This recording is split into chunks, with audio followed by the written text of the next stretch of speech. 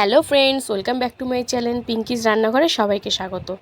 আজকে আবার চলে এলাম একটু নতুন রেসিপির সাথে। আজকের রেসিপি খারকোল পাতা বাটা। এটি কিন্তু গরম ভাতের সাথে দারুণ লাগে খেতে। এই পাতাটাকে অনেকে ঘ্যাটকল পাতাও বলে। তো অবশ্যই এই রেসিপিটা প্রথম থেকে শেষ অবধি দেখবে, দেখে ভালো লাগলে অবশ্যই লাইক কমেন্ট শেয়ার করবে। আমার এই রকম নতুন নতুন রেসিপি বা ভিডিও পেতে অবশ্যই আমার সাথে থেকো, আমার চ্যানেলটা সাবস্ক্রাইব করে নিও, পাশে থাকা বেল আইকন সমেত, তাহলে আমার রেসিপি খুব সহজে পৌঁছে যাবে তোমাদের কাছে নোটিফিকেশনের দ্বারা। তো চলো শুরু করি আজকের রেসিপি। খারকোল পাতা বাটা। এই দেখো খারকোল পাতা নিয়ে নিয়েছি এক আটি। এটাকে অনেকে ঘ্যাটকল পাতাও কিন্তু বলে। তো প্রথমে আমি এর ডাঁটাগুলোও খাই, আমি কচি কচি দেখে কিছুটা ডাঁটা দেবো বাটার মধ্যে। তো চলো পাতাটা প্রথমে ধুয়ে ভালো করে কেটে নিই। এদিকে আমি কড়াই বসিয়ে দিয়েছি, কড়াইটা কিন্তু গরম হয়ে গেছে। এবার কড়াইয়ের মধ্যে আমি দিয়ে দিচ্ছি সাদা তেল, তোমরা সর্ষের তেলেও করতে পারো। তো তেলটা আমার গরম হয়ে গেছে। তেলের মধ্যে দিয়ে দিচ্ছি কালো জিরে 1 চামচ মতন, ছোটো চামচে দিয়ে দিচ্ছি ওই খারকোল পাতাগুলো, যেটা দেখো একদম বড় বড় করে কেটেছি, যেহেতু এটা বাটা হবে সেই জন্য একটু বড় বড় করে কেটেছি। তো এটাকে প্রথমে একদম শুকনো শুকনো করে ভেজে নিতে হবে, যাতে একটু জল জল ভাব না থাকে।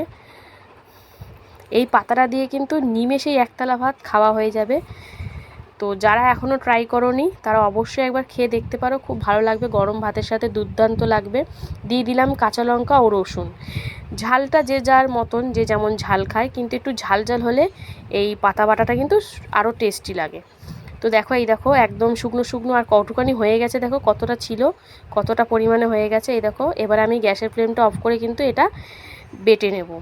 তো বাটার জন্য আমি এখানে মিক্সিতে পেস্ট করে নেব, তোমরা চাইলে শিলেও পেস্ট করে নিতে পারো।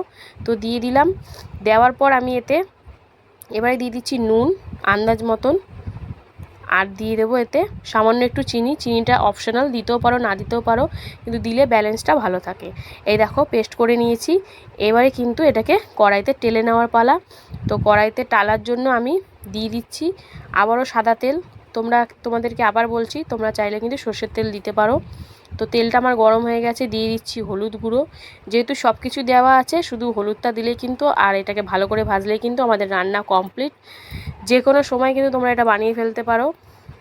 এবারে আমি এতে বাটাটা দিয়ে দিচ্ছি, আর এটাকে একদম, যেহেতু দেখছো সবুজ একদম, কিন্তু এটাকে কালচে কালচে করে ভেজে নিতে হবে, তাহলেই কিন্তু খেতে সুন্দর লাগবে। তো দিয়ে দিলাম, দিয়ে ভালো করে নাড়াচাড়া করে নিলাম। নুন মিষ্টি সব দেওয়া আছে, তো আর কিছু দেওয়ার দরকার নেই। মাঝে মাঝে হালকার ওপর নেড়ে চেড়ে দেখতে হবে কতটা কি পরিমাণে ভাজা হলো। এই দেখো একদম কালচে কালচে ভাবটা চলে এসছে, ডিপ সবুজের মতন চলে এসছে। তো এবারে কিন্তু এটাকে গ্যাসের ফ্লেম অফ করে নামিয়ে নেওয়ার পালা। আর গরম গরম ভাতের সাথে পরিবেশন করলে দারুণ লাগবে খেতে। আমার তো খুব ভালো লাগে, তোমাদের একবার অবশ্য ট্রাই করতেই হবে, তাহলেই বুঝতে পারবে কেমন লাগে খেতে। যদি আমার ভিডিও ভালো লাগে অবশ্যই লাইক কমেন্ট শেয়ার করবে, আর নতুন নতুন ভিডিও পেতে অবশ্যই আমার পাশে থেকো, সাবস্ক্রাইব করে নিও চ্যানেলটা। যারা পুরনো বন্ধু তাদেরকে আহ্বান জানাচ্ছি, আর যারা নতুন বন্ধু তাদেরকে স্বাগত জানাচ্ছি, জানিয়ে আজকে ভিডিওটা শেষ করছি। টাটা।